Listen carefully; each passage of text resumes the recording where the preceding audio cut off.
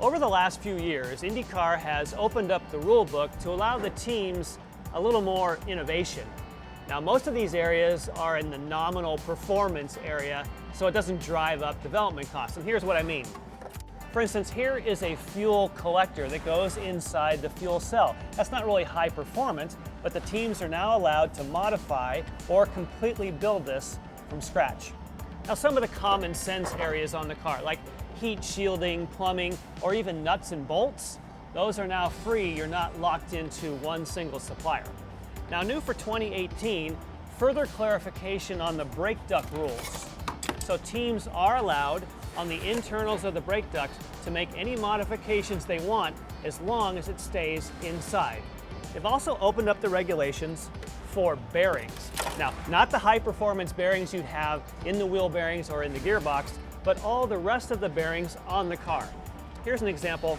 A suspension rocker has a couple of different bearings. You can't change the size, but you now could have a technical partnership with a bearing manufacturer and maybe get out a little bit of friction.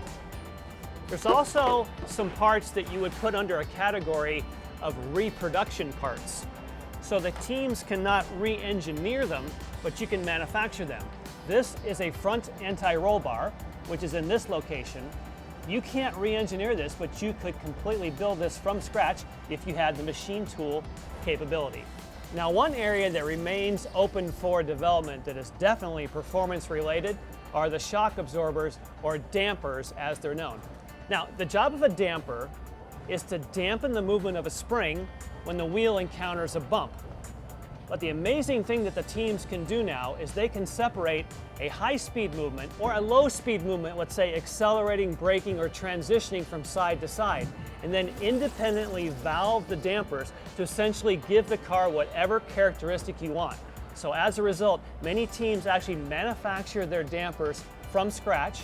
They have a dedicated engineer on site. They have test rigs and dynamometers in the transporters, and then actually fund off-track testing to get this fine-tuned.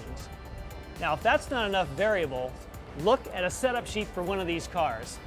This is blank, so there's no secrets here, but 162 boxes of items or settings you can change on this car. But if the core items that you maybe would change on a race weekend, if you took all those possible combinations, it's in the trillions. So although two cars may look similar on the racetrack, in reality, no two are identical.